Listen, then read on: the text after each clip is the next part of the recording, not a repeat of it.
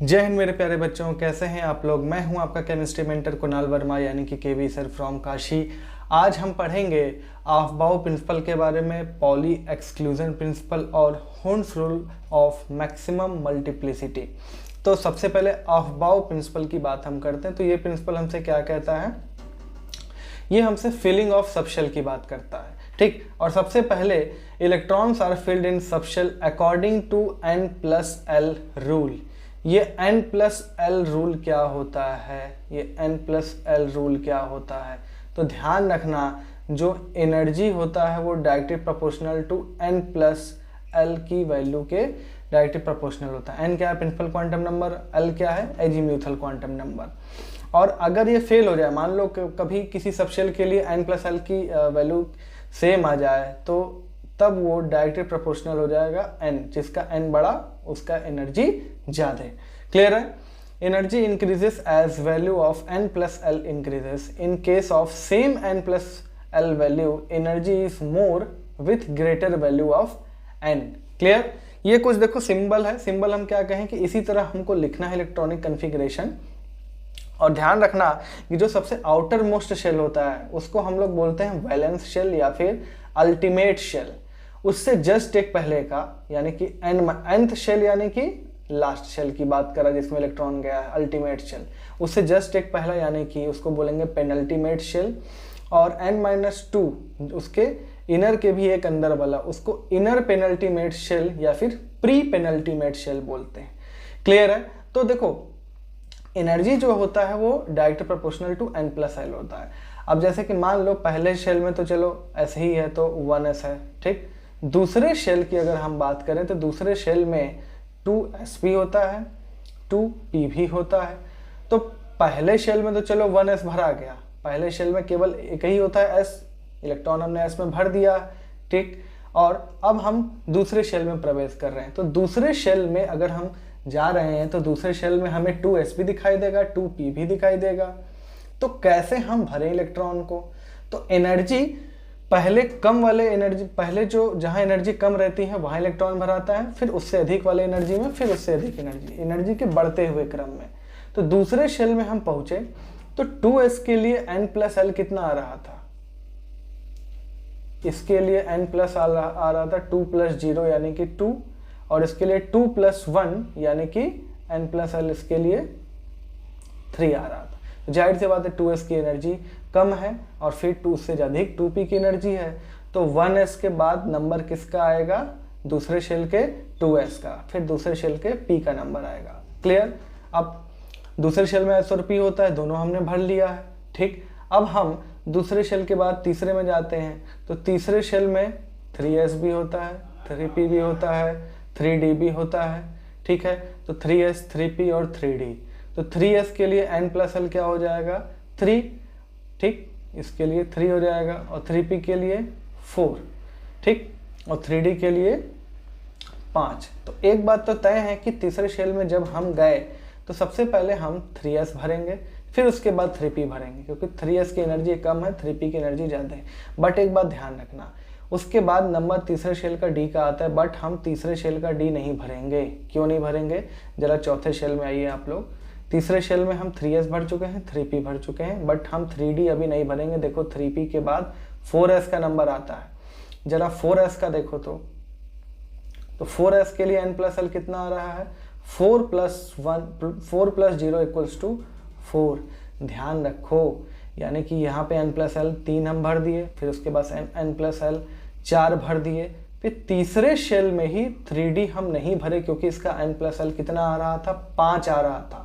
But उसके पहले चौथे शेल का s तैयार है जिसका भी n+l क्या आ रहा है, 4 आ रहा है।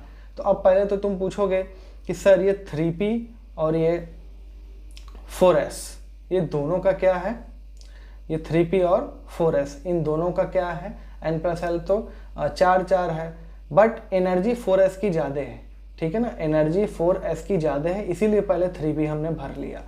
बट 3p के बाद 3d हमने नहीं भरा क्योंकि n+l 3d का 5 आ रहा था और 4s का 4 आ रहा था, तो 3p के बाद चौथे शेल में हम प्रवेश कर जाएंगे जिसका n+l 4 आ रहा है, यानी 3p के बाद जस्ट एनर्जी ज़्यादा अगर किसी की है तो वो 4s की है।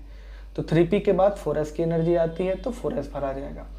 अब 4s के बाद नंबर आएगा 3d का। देखो 4s के बाद नंबर आता है 3d का, ठीक है ना। सिमिलरली उसी के बाद 3d के बाद 4p फिर 5s। एक्चुअल में अगर कोई ये सोच रहा है कि हम शेल वाइज इलेक्ट्रॉन भर रहे हैं तो वो एकदम गलत है। मतलब अगर कोई ये सोच रहा है कि हम पूरी तरह से पहले शेल को निपटा लेते हैं तब दूसरे शेल में जाते हैं, फिर दूसरे शेल को पूरी तरह से निपटा लेते हैं तो अब तीसरे में जाते हैं, फिर तीसरे को पूरी तरह से निपटा लेते हैं तब चौथे शेल में प्रवेश करेंगे, तो ये बिल्कुल भी सही तरीका नहीं है। पहला दूसरा शेल में तो ये काम चल जाएगा, उसके बाद सारी चीज़ें गड़बड़ होंगी। हो सकता है अब देखो जैसे हम तीसरे का डी छोड़ के हम पहले चौथे का एस भरने चले गए, उसके बाद चौथे का एस भर के वापस से हम तीसरे शेल में आ रहे हैं तब 3d भर रहे हैं। क्लियर है। 3d के बाद हमने 4p भरा, 4p के बाद हमने 4d और 4f भरा ही नहीं, 4d के बाद हम पांचवें के s पे चले गए, फिर उसके बाद हम चौथे के d पे जा रहे हैं। तो ये शेल के अकॉर्डिंग हमको भरना ही नहीं है कि हम पहले एक एक करके शेल निपटा दे जाएं, पूरा शेल एक कंप्लीट हो जाए तभी अगला शेल जाए, ऐसा नहीं करना है हमको। This all depends on n+l rule. Energy के बढ़ते हुए क्रम में ही इलेक्ट्रॉन को भरना है और यही इलेक्ट्रॉनिक कन्फिग्रेशन का क्या है, नियम है, एनर्जी का बढ़ता हुआ क्रम। आई बात समझ में। तो ये आपको याद रखना पड़ेगा कि 1s के बाद क्या आएगा, 2s, फिर उसके बाद 2p, फिर 3s, फिर 3s के बाद 3p, फिर 3p के बाद 3d नहीं आता, 4s आता है। तो ये आपको लिख लिख के कई बार याद करना पड़ेगा। क्लियर है। आप इसको याद कर लें, नहीं तो मैं एक और तरीका आपको बताता हूँ, इसको नोट कर लीजिए पहले। तो मान लीजिए अगर आपको वो याद करने में दिक्कत है तो आप एक तरीका ये ले सकते हैं, जैसे कि आप एक काम करिए, आप 2 बार लिख दीजिए s, ठीक है, 2 बार लिख दीजिए s, फिर 2 बार लिख दीजिए ps, ये हो गया ps, फिर से ps, फिर 2 बार लिख दीजिए dps, dps, dps। क्लियर। फिर 2 बार लिख दीजिए fdps, ठीक है, ये हो गया fdps, fdps। ध्यान रखिएगा आपको 2 बार ss लिखना है, ठीक, फिर उसके बाद ps 2 बार लिखना है, फिर उसके बाद dps 2 बार लिखना है, फिर fdps 2 बार लिखना है। ध्यान रखना ss, ps ps, dps dps, ftps fdps। ये बस मैं तब आपको बता रहा हूँ ताकि आप कई बार इसको करेंगे तो याद हो जाएगा। इन केस आपके पास अगर टाइम है और आप ये लिख सकते हैं कॉपी में, मान लीजिए बोर्ड्स का एग्जाम आप देने जा रहे हैं, कहीं इसकी ज़रूरत पड़ गई तो आप इसका यूज़ कर सकते हैं। एस कहाँ से स्टार्ट होता है, एस स्टार्ट होता है 1 से, तो 1, फिर एस ये 2, फिर ये 3, 4, 5, 6, 7, 8 एज तक तो बात ही नहीं पहुंचेगी। पी कहाँ से शुरुआत होता है, ये 2p, ये 3p, 4p, 5p, 6p और ये 7p। और डी कहाँ से स्टार्ट होता है, तो ये 3, 4, 5, 6। क्लियर। फिर उसके बाद एफ कहाँ से चालू होता है, तो 4 और ये 5। असल में ये जो हम बनाए हैं ये वही है एनर्जी का बढ़ता हुआ क्रम, इससे ज़्यादा इसकी एनर्जी, इससे ज़्यादा इसकी एनर्जी, इससे ज़्यादा इसकी एनर्जी, इससे ज़्यादा इसकी एनर्जी, जस्ट बढ़ता हुआ क्रम है एनर्जी का। ये वही चीज़ है, बट आपको याद करने में थोड़ी सी सुविधा हो जाएगी, तो ध्यान रखना इस चीज़ को भी आप लोग नोट कर लेंगे। क्लियर है ना। तो चलिए इसको आप करने के बाद अब हम कुछ क्वेश्चंस देख लेते हैं, इसको नोट कर लो। तो इसको आप लोग बक्से में बंद कर लीजिए, ठीक है, ये भी इम्पोर्टेंट है, वही चीज़ है। ये जो अफबाउ प्रिंसिपल हम लोग पढ़ते हैं ना, एनर्जी का बढ़ता हुआ क्रम, ये वही चीज़ है। क्लियर है, इसको नोट कर लीजिए। फिर हम क्वेश्चंस देख लेते हैं, कुछ इलेक्ट्रॉनिक कन्फिगरेशन कर करके देख लेंगे एक एक। तो चलिए कुछ यहाँ पे इलेक्ट्रॉनिक कन्फिगरेशन करना है हमको, एक एक करके देख लेते हैं, ठीक है ना। ये एल्युमिनियम पहली बात तो 27 नहीं है, तो एटॉमिक मास लिख दिया गया है, तो ये क्या हो जाएगा, ये एटॉमिक मास इसका लिख दिया गया है, तो ये हो जाएगा इसका 13। ठीक, इसको मिटा दीजिए।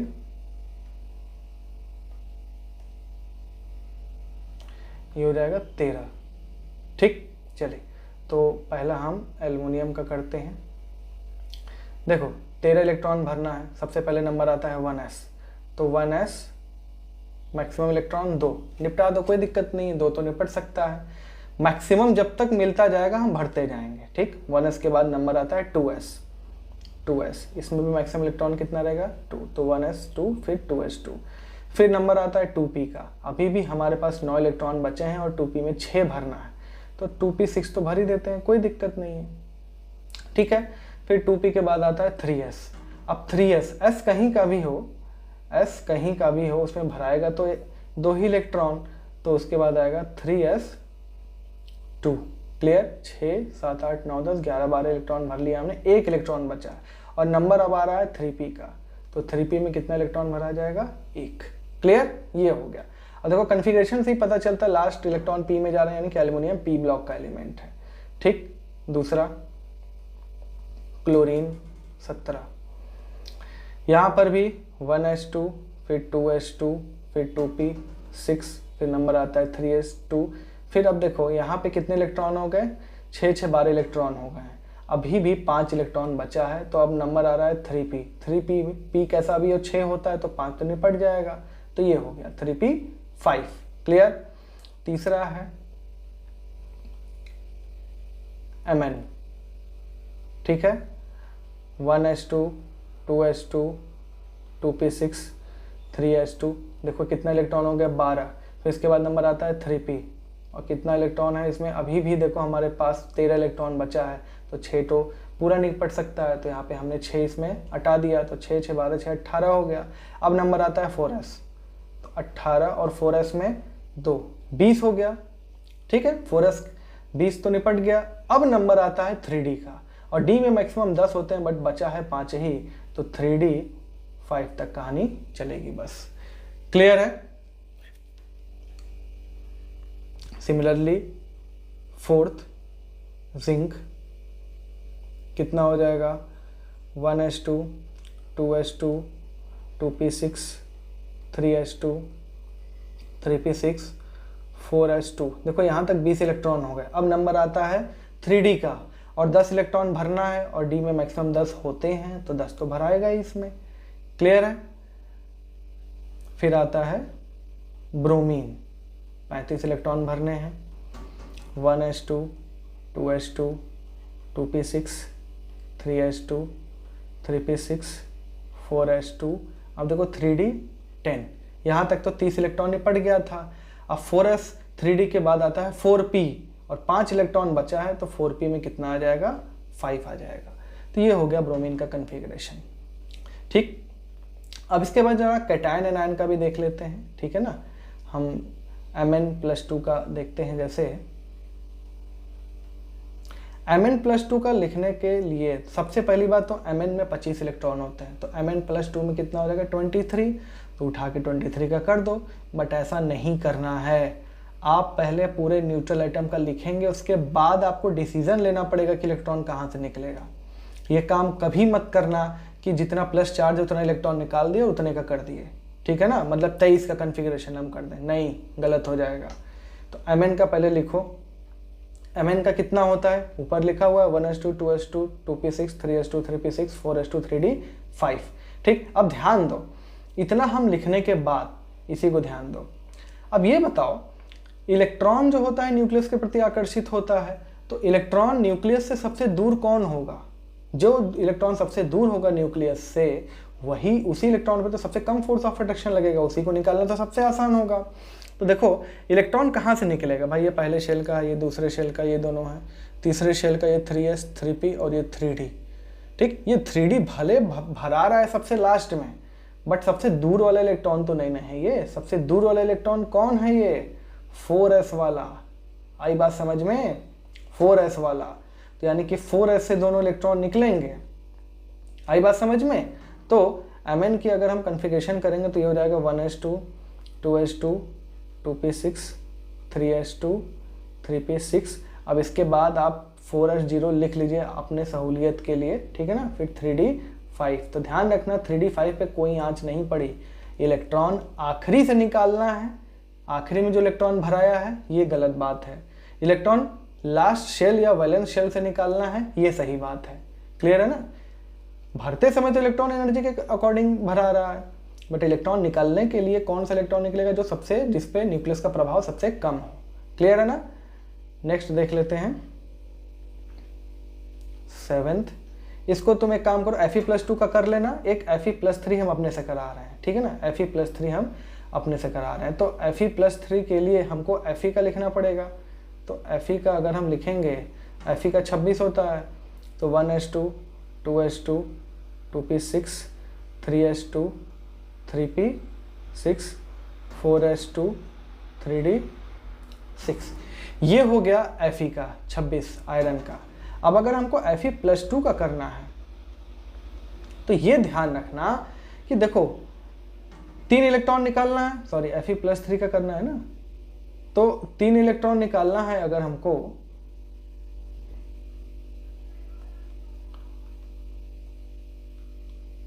ठीक है, Fe+3 का करना है तो 3 इलेक्ट्रॉन निकालना है, तो 2 कहां से निकल जाएगा? 2 सबसे दूर वाले से निकलेगा 4s, यानी अब चौथे शेल से इलेक्ट्रॉन नहीं निकल सकता। अब हमारे पास तीसरा ही शेल बचा हुआ है 2 निकलने के बाद, तो 3s 3p और 3d, ये सब तो सेम शेल के हैं। तो सेम शेल में न्यूक्लियस से सबसे नजदीक होता है s, फिर p, फिर d और f सबसे दूर होता है। यानी कि न्यूक्लियस पे सबसे कम प्रभाव किसका है? 3s का कि 3p का कि 3d का? तो 3d का सबसे कम प्रभाव है। यानी कि 4s से इलेक्ट्रॉन निकलने के बाद जब हमको और निकालना पड़े तो 3d से इलेक्ट्रॉन निकलेगा। तो ये हो जाएगा 1s2 2s2 2p6 3s2 3p6 4s0 3d5 हो जाएगा। क्लियर है ना? ये सब आपको पता होना चाहिए क्योंकि अनपेड इलेक्ट्रॉन निकालना हुआ, ये सब तो ये सब यूज होता है। क्लियर? Zn+2 आप अपने से कर लेंगे। मैं एक Cl- या O-2 देख लेता हूँ। तो O का कितना होता है एटॉमिक नंबर? 8, ये होता है 1s2 2s2 2p4। क्लियर? अब इसमें 2 ही इलेक्ट्रॉन ही हमको ऐड करना है और अब अपने पास 2p में ही है जगह, तो यानी कि O-2 में क्या हो जाएगा? 1s2 2s2 2p6, ये नोबल गैस कन्फिग्रेशन हो जाएगा। सिमिलरली Cl का कितना हो जाएगा? 1s2 2s2 2p6 3s2 3p5। अब Cl- का अगर हमको करना है तो 3p5 में जोड़ दो एक, तो 1s2 2s2 2p6 3s2 3p6, ये हो जाएगा नोबल गैस, यानी ये आर्गन का कन्फिग्रेशन ले लेगा। क्लियर है? इसको नोट करिए। हो गया? तो बच्चों एक खास बात और है, इतना बड़ा कन्फिग्रेशन आप लिख रहे हैं बट इतना बड़ा लिखने की ज़रूरत नहीं है। जैसे कि मान लीजिए अगर हम आयरन का ही लिखते हैं तो आयरन का क्या हम करेंगे? 1s2 2s2, या पहले छोटा एग्जांपल लेते हैं, जैसे कि मान लो अपने पास नाइट्रोजन है 7 इलेक्ट्रॉन, तो इसको हम भरेंगे 1s2 2s2 2p5। अब ध्यान दो, नाइट्रोजन एटॉमिक नंबर 7, इसके जस्ट पहले नोबल गैस कौन सा आता है? हीलियम, यानी कि एटॉमिक नंबर 2, यानी 2 इलेक्ट्रॉन। तो इसको हम ऐसा कर सकते हैं कि ये जो 1s2 है, हीलियम का कन्फिग्रेशन क्या होता है? 1s2, ये जो 1s2 है इसको हम लोग बना देते हैं हीलियम। इसको ऐसे लिख दो कि भाई यहाँ तक तो कोई दिक्कत है नहीं, उसके बाद लिख दो 2s2 2p5, ठीक है ना? तो हमको करना क्या है? जस्ट बिफोर जो उसके नोबल गैस आ रहा है वहां तक इलेक्ट्रॉन जितना भी आ रहा है उसको वहीं निपटा देते हैं। क्लियर है? जैसे हम क्लोरीन की बात करें तो क्लोरीन होता है 1s2 2s2 2p6 3s2 3p5। अब क्लोरीन से पहले एटॉमिक नंबर 10 आता है जो कि है नियॉन का। ये नियॉन का ही कन्फिग्रेशन तो है, तो इसको हम ऐसे लिख सकते हैं, ठीक है ना? इसको हम लोग नियॉन ऐसे लिख दें और उसके बाद 3s2 3p5, ठीक है? आयरन का हम लिखेंगे तो 1s2 2s2 2p6 3s2 3p6 4s2 3d6। अब देखो यहाँ तक जो इलेक्ट्रॉन है 18, ये तो आर्गन में निपट गया, तो इसको हम लोग कर देंगे Ar 4s2 3d6। क्लियर है? तो ये भी चीज़ आपको पता होना चाहिए।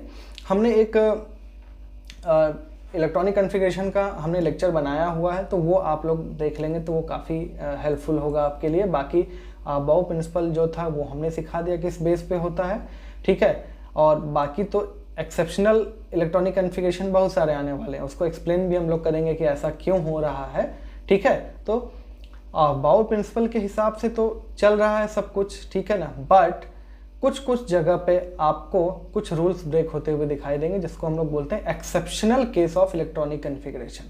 क्लियर है? तो वो सब हम धीरे धीरे करके देखेंगे। क्लियर? इसको नोट कर लिए, फिर हम आगे बढ़ते हैं।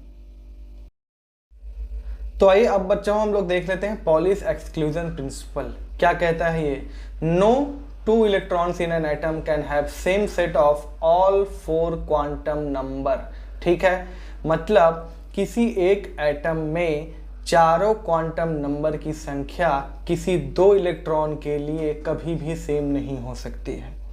ऐसा देखा गया, किसी एक एटम में एट अ टाइम 2 इलेक्ट्रॉन को पकड़ा गया और दोनों इलेक्ट्रॉन का पूरा डिटेल लिया गया, चारों जो है क्वांटम नंबर को चेक किया गया। तो ऐसा कई बार अलग अलग तरह के 2 इलेक्ट्रॉन को लेकर देखा गया। तो मैक्सिमम ये देखा गया कि उनका प्रिंसिपल क्वांटम नंबर, एजीमुथल और मैग्नेटिक क्वांटम नंबर सेम हो जा रहा है, बट उसका स्पिन तो निश्चित तौर पे डिफरेंट आ रहा था, ठीक। और स्पिन कब डिफरेंट आएगा? जब वो दोनों सेम ऑर्बिटल के होंगे। मान लीजिए 2 अलग अलग ऑर्बिटल के हैं, 2 अलग अलग ऑर्बिटल के इलेक्ट्रॉन है, ठीक है ना, और दोनों सेम स्पिन के हैं, तो वहां पे स्पिन क्वांटम नंबर तो सेम हो गया, बट है क्या वहां पे, या तो उसका मैग्नेटिक क्वांटम नंबर अलग हो जाएगा या तो अजीमुथल क्वांटम नंबर अलग हो जाएगा, अगर सेम शेल के हैं तो। मतलब कुल मिला के चारों क्वांटम नंबर कभी भी किसी 2 इलेक्ट्रॉन का किसी एक एटम के अंदर सेम नहीं हो सकता। लास्टली सबसे ज्यादा सेम वाला कंडीशन यही है कि एक डब्बे के अंदर जाके देखा जाए, तो एक डब्बे के अंदर भी देखा गया तो 3 तक तो सेम हो जाएगा एक ऑर्बिटल में, बट उसका स्पिन क्वांटम नंबर कभी भी सेम नहीं होगा। तो इसी से ये एक नियम बन गया, या फिर यहाँ पे हम कह सकते हैं कि किसी एक डब्बे में जो 2 इलेक्ट्रॉन आते हैं उनका स्पिन निश्चित तौर पे डिफरेंट होगा। एक अगर क्लॉकवाइज होगा तो दूसरा एंटी क्लॉकवाइज होगा, ये 100% है, ठीक है। तो मेन इसका निष्कर्ष यही निकलता है कि 2 electrons in N orbital have opposite spin. और दूसरी बात, कभी कभी ऑब्जेक्टिव क्वेश्चन में ऐसा आ जाता है कि एक ऑर्बिटल में 2 इलेक्ट्रॉन को कैसे डिस्टिंग्विश किया जा सकता है, क्योंकि अगर एक डब्बे में 2 इलेक्ट्रॉन रखे गए हैं तो उनका n भी सेम है, l भी सेम है, m भी सेम है, बट दोनों का स्पिन अलग अलग है। तो स्पिन क्वांटम नंबर एक का +1/2 होगा तो दूसरे का -1/2 होगा। तो कैसे डिफ्रेंशिएट कर सकते हैं दोनों को? स्पिन क्वांटम नंबर से। तो ये बात ध्यान रखें आप लोग। अब देखिए यहाँ पे 4 अलग अलग डब्बे हैं, 4 अलग अलग ऑर्बिटल्स हैं। देखो यहाँ पे 2 इलेक्ट्रॉन का सेम स्पिन है। अब दोनों को चाहे क्लॉकवाइज मान लो चाहे दोनों को एंटी क्लॉक मान लो, बट है तो गलत ये तरीका, दोनों का स्पिन सेम नहीं हो सकता। ये भी देखो दोनों का स्पिन सेम है, चाहे दोनों क्लॉकवाइज मानो इसको चाहे एंटी क्लॉक मानो, बस ये सही नहीं है। ये देखो एक क्लॉकवाइज है तो दूसरा एंटी क्लॉकवाइज है, ये करेक्ट है, ठीक। ये भी ध्यान से देखना, एक अगर ये क्या है, ये जो लिखा हुआ है लेफ्ट वाला असल में ये यही है, इसको ऐसे पलट के लिख दिया गया है, ठीक है ना, तो ध्यान रखना। और ये वाला जो है राइट वाला ये ऐसे है, इसी को ऐसे पलट के लिख दिया गया है। तो खैर जो भी है, ये दोनों का स्पिन तो अलग अलग है ना, एक क्लॉकवाइज है तो एक एंटी क्लॉकवाइज है, तो कभी आ जाए तो ये भी करेक्ट है। आई बात समझ में? चलिए अगला देखते हैं, हुंस रूल ऑफ मैक्सिमम मल्टीप्लिसिटी। ये पहली बात तो सबशेल के अंदर इलेक्ट्रॉन फिल करने की बात करता है, ठीक है, और कैसे फिल होता है। Filling of electrons in subshell takes place in such a manner to give maximum number of unpaid electron of similar spin, ठीक है। किसी भी एक सबशेल में अगर एक से अधिक डब्बे की बात हो रही है तो ज़्यादा क्लियर होगा आपका। एक s ऑर्बिटल के बारे में तो कुछ खास हम बात नहीं करेंगे। तो अगर एक से अधिक डब्बा वाला सबशेल है, चाहे वो p हो चाहे d हो, तो इलेक्ट्रॉन कैसे भराता है? सबसे पहले सारे डब्बों को एक एक इलेक्ट्रॉन हम दे देंगे और सबका स्पिन क्या होना चाहिए? सेम होना चाहिए, स्पिन सेम होना चाहिए। जब सारे डब्बों को एक एक इलेक्ट्रॉन विद सेम स्पिन दे दिया गया है, तब जाके अगर हम पेयरिंग कराते हैं, आई बात समझिए, पेयरिंग तभी होगा, मतलब किसी भी एक डब्बे में दूसरा इलेक्ट्रॉन तभी प्रवेश करेगा जब सारे डब्बे को एक एक इलेक्ट्रॉन मिल चुका है। आई बात समझ में? यानी इसी से पता चला कि S में जो पेयरिंग होता है वो सेकेंड इलेक्ट्रॉन से होता है, P में चौथे इलेक्ट्रॉन से होता है, ठीक है ना। यहाँ पे P कर लो, ठीक है ना, ये P हो जाएगा, P सब शेल, ठीक है ना। और 6th इलेक्ट्रॉन से पेयरिंग होगा D सब शेल में, और 8th इलेक्ट्रॉन से पेयरिंग होगा F सब शेल में। क्लियर है? अब इसी चीज को हम लोग देख लेते हैं अभी, ठीक है। देखो जैसे एग्जाम्पल की हम बात करें, मैं नाइट्रोजन का एग्जाम्पल लेता हूँ, सबसे अच्छा एग्जाम्पल। नाइट्रोजन में 7 इलेक्ट्रॉन भरने हैं, 1s2 2s2 2p3, ये 3 इलेक्ट्रॉन भरना है। सबसे पहले हम ये 1s का डब्बा बना लेते हैं, फिर ये 2s, फिर ये 2p, ठीक है। तो देखो S में देखो 1s में 2 इलेक्ट्रॉन भरना है, तो हमारे पास एक ही ऑप्शन है, एक क्लॉकवाइज दूसरा एंटी क्लॉक। 2s में भी एक क्लॉकवाइज दूसरा एंटी क्लॉकवाइज। अब ये 2p में जो इलेक्ट्रॉन भरा रहा है, अब ध्यान रखो मैं इसको यहाँ पे अलग से दिखा दे रहा हूँ, ठीक है ना। ये जो 2p है भरा रहा है, ठीक। तो 2p है तो सबसे पहले तो 3 इलेक्ट्रॉन भरना है, तो 1 2 3 सभी को हम लोग एक एक इलेक्ट्रॉन दे दिए विथ सेम स्पिन, ठीक है ना। या फिर ये भी सही है, ये भी सही है, ठीक। सबको क्लॉकवाइज दे दिए एक एक ठो, या तो सबको एंटी क्लॉकवाइज दे दिए। गलत क्या है? गलत ये है, गलत ये है कि एक ऐसे दिए, एक ऐसे दिए, एक ऐसे दे दिए, ये गलत है। एक ऐसे दिए, एक ऐसे दिए, एक ऐसे दे दिए, ये गलत है। क्लियर है ना? 3 है, ठीक। और या फिर हम ऐसा कर रहे हैं कि एक इधर भर दिए और 2 इसमें भर दिए, ये भी गलत है, क्योंकि भाई एक डब्बा खाली रह गया है। जब तक कोई सभी डब्बों को एक एक इलेक्ट्रॉन नहीं मिल जाता, पेयरिंग नहीं हो सकती। ये बात आप ध्यान रखें। मतलब P3 के केस में तो पेयरिंग हो ही नहीं सकता, 3 ही इलेक्ट्रॉन है, तो किसी भी P के डब्बा में 3 इलेक्ट्रॉन है तो मतलब हमको सभी में एक एक इलेक्ट्रॉन ही दिखाई देगा, ठीक है। तो एक और देख लेते हैं जो गलत वाला है, ये भी देखो गलत है। हम क्या कर दिए, यहाँ पे देखो ये तीसरा भराया नहीं और पेयरिंग कर दिए। क्लियर है? तो ये चीज़ आप ध्यान रखेंगे। अब हम एक और एग्जांपल लेते हैं ऑक्सीजन 8 का। ये होता है 1s2 2s2 2p4। देखो इसमें 3 से ज़्यादा है तो पेयरिंग वाला भी आएगा। तो 1s, ये 2s और ये 2p। 1s में तो 2 इलेक्ट्रॉन भरना है, तो एक क्लॉक एक एंटी क्लॉक, एक क्लॉक इसमें भी, एक एंटी क्लॉक इसमें भी। अब p में अगर 4 भरना है हमको, तो क्या क्या सही तरीका है? तो देखो एक तो तरीका ये सही है कि सबको एक एक एक, सबको क्लॉकवाइज एक दे दिए, फिर हम पेयरिंग करा रहे हैं। और जो पेयरिंग कराएंगे तो एक डब्बे में दूसरा इलेक्ट्रॉन भर रहे हैं, तो दूसरा पहले वाले का स्पिन अपोजिट होना चाहिए, तो ये सही तरीका है। दूसरा, मान लो हम सबको एंटी क्लॉक भर देते हैं, ठीक है। अब हम पेयरिंग कराना चालू कर रहे हैं, तो पेयरिंग अब हम कराएंगे तो इसको क्या करेंगे, क्लॉकवाइज भर देंगे। आई बात समझ में? ये भी सही तरीका है। ये भी ध्यान रखिए आप, ये ध्यान रखिए कि ये जो तीनों डब्बे हैं px py pz, ये डीजेनरेट ऑर्बिटल्स हैं। तो जरूरी नहीं कि पेयरिंग के लिए जो इलेक्ट्रॉन चौथा वाला जाएगा वो इसी डब्बे में जाए, किसी में भी जा सकता है। मतलब ये भी तरीका सही है, 1 2 3 4, ये तरीका भी सही है, ठीक है। या फिर 1 2 3 4, ये भी तरीका सही है। तो ये बात आप ध्यान रखेंगे। क्लियर है?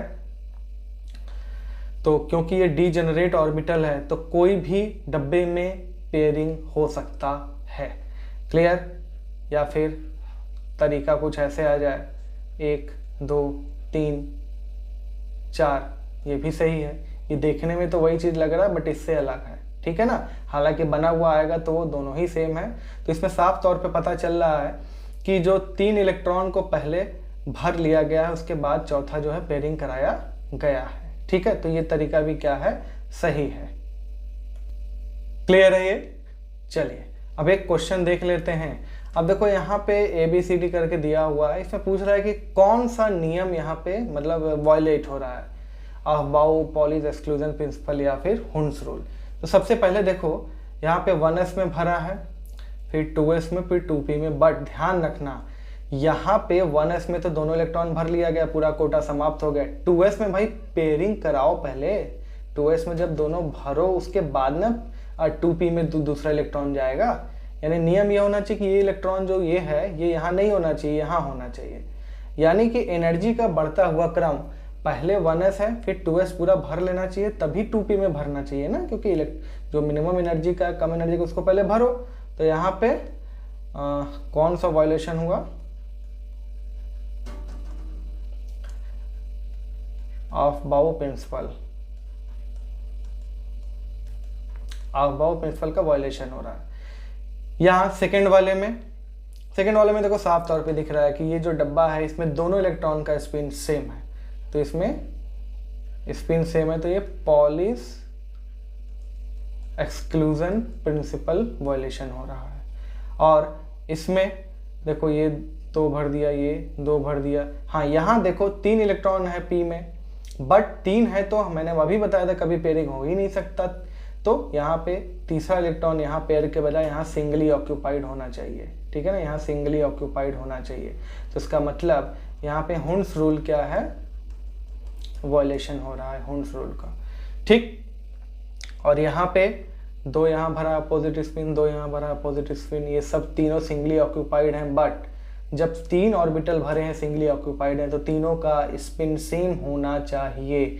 ये तो देखो दोनों क्लॉकवाइज दिख रहे हैं, बट ये एंटी क्लॉक कहाँ से आ गया, तो यहाँ पर भी क्या है, हुंस रूल का ही वायलेशन है।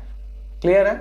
चलिए इसको नोट करिए, फिर हम छोटी सी बात एक और देख लेते हैं, छोटी मगर मोटी बातें। तो चलिए यहाँ पे एक्सेप्शनल केस इलेक्ट्रॉनिक कॉन्फ़िगरेशन का। अब यहाँ पे देखो पहली बात तो मैं जो कारण बताऊंगा जरूरी नहीं कि यही कारण हमेशा एक्सेप्शनल केस के लिए आए, बट यहाँ पर तो है और ये बात एनसीईआरटी में लिखी हुई है, तो ये सब आप अच्छे से पढ़ेंगे। जैसे क्रोमियम का एक्सपेक्टेड क्या होता है, 4s2 लास्ट में 3d4 आता है, जो हम नॉर्मली भरते हैं अफबाउ प्रिंसिपल के हिसाब से। बट यहाँ पे देखो एक्चुअल में क्या होता है कि 4s से एक इलेक्ट्रॉन ट्रांसफर हो गया D में, ताकि D4 की जगह D5 हो जाए। सिमिलरली कॉपर में भी 4s2 3d9 होना चाहिए, बट यहाँ पे 4s से एक ट्रांसफर हो गया और ये 3d10 बना लिया, जो कि एक्चुअल होता है। अब इसके पीछे कारण क्या है, इसके पीछे हम लोग बहुत ही सिंपल लैंग्वेज में ये बोल देते हैं कि जो D है वो D4 के बजाय अगर D5 हो जाता है तो वो हाफ फिल्ड हो जाता है, अपने मैक्सिमम कोटा का आधा, और D9 से D10 हो जाता है तो मतलब मैक्सिमम कोटा हो जाता है। तो ये आधा जस्ट और मैक्सिमम यानी कि हाफ फील्ड और फुल फील्ड वाला जो केस होता है ये एक एक्स्ट्रा स्टेबिलिटी देता है। ये क्या देता है, एक एक्स्ट्रा स्टेबिलिटी देता है। इसी कारण से ये एक्सेप्शनल कॉन्फ़िगरेशन लिखा गया। अब इसके पीछे क्या कारण है, तो इसके पीछे देखो 2 कारण। अब बात जरूरी नहीं कि यही कारण हमेशा एक्सेप्शनल केस के लिए हो। पहला तो है symmetrical distribution of electron. Symmetrical का मतलब अब जैसे डी में 5 डब्बे हैं, अलग अलग ओरिएंटेशन है 5 डब्बों का, ठीक है ना, अलग अलग ओरिएंटेशन है।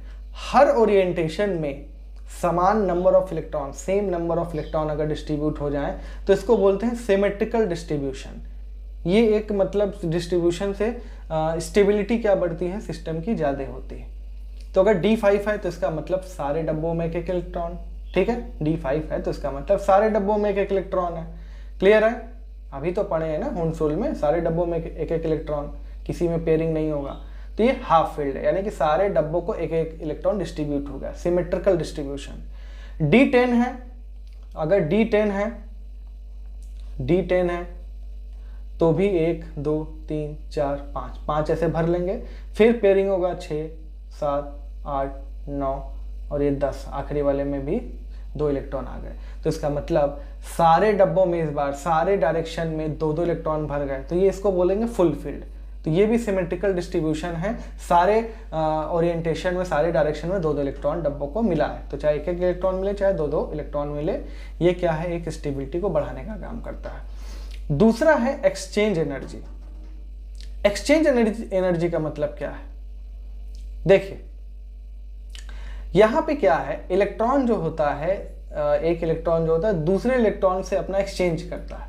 अब जैसे ये इलेक्ट्रॉन जो है पहला वाला, ये इसके साथ भी एक्सचेंज कर सकता है, इसके साथ भी एक्सचेंज कर सकता है, और ये वाला इसके साथ कर सकता है। तो यहाँ 3 एक्सचेंज है, ठीक।